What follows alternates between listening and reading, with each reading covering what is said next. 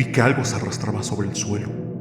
Parecía una serpiente, y al principio pensé que lo era, pero luego, con horror, me di cuenta que se trataban de las tripas del señor Moore. El recinto del sátiro. En el hospital, las horas se sucedían muy lentamente, sobre todo en el turno de noche, y las enfermeras tenían la costumbre de contarse historias entre ellas de todo tipo, divertidas, dramáticas, de terror y de amor. Pero eran las historias de terror las que preferían las novatas. Una vez, una de las enfermeras más viejas, Mercedes, durante una noche contó lo siguiente. Hace mucho tiempo, en la década de los 70, tuvimos como paciente a un anciano de unos 80 años, el señor Moore, que llegó al hospital con un cuadro agudo de peritonitis. Lo operaron de urgencia y en esa misma operación descubrieron que sus tripas estaban carcomidas por el cáncer.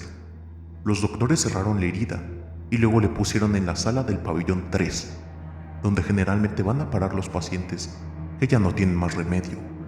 Nadie quería atender al señor Moore. Las drogas y el dolor lo habían vuelto loco.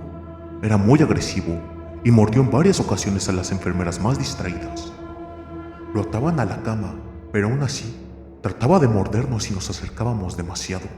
Sus dientes castañaban en el aire y aún recuerdo ese ruido escalofriante que hacían al chocar entre sí.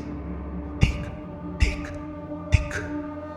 Una noche, escuché el timbre de uno de los pacientes y al ver el tablero, me di cuenta que se trataba de la habitación de Moore.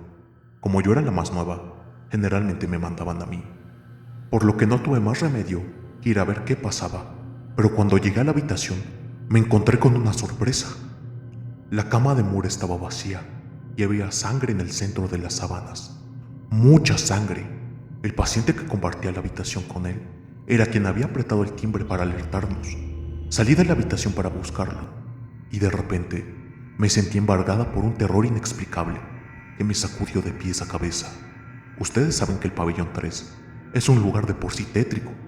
La gente muere ahí todos los días. Se escuchan lamentos, llantos, gemidos. Los pasillos siempre están mal iluminados y huele muy mal. Aunque una termina por acostumbrarse, miré hacia abajo y vi que un rastro de sangre se dirige hacia los ascensores.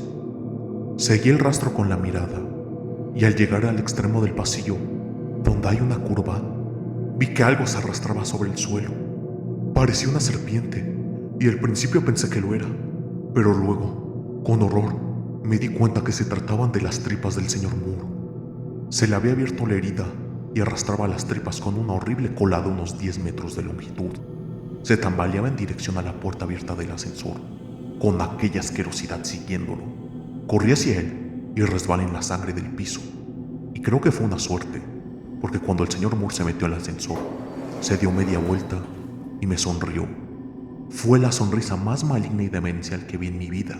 Sus ojos estaban negros por el dolor o la locura. Apretó el botón de la planta baja y las puertas del ascensor se cerraron. Gran parte de sus tripas había quedado afuera. No necesito decirles lo que ocurrió cuando el ascensor bajó. Tampoco quiero hacerlo, porque fue repugnante y estremecedor.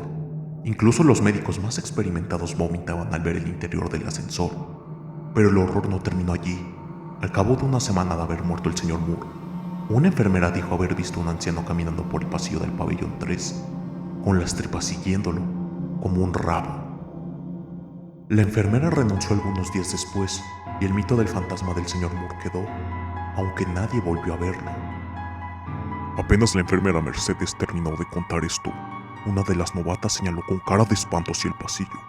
Allí, a través de la puerta entreabierta, podía verse un intestino largo y ensangrentado que con lentitud de gusano se arrastraba sobre el suelo en dirección a los ascensores.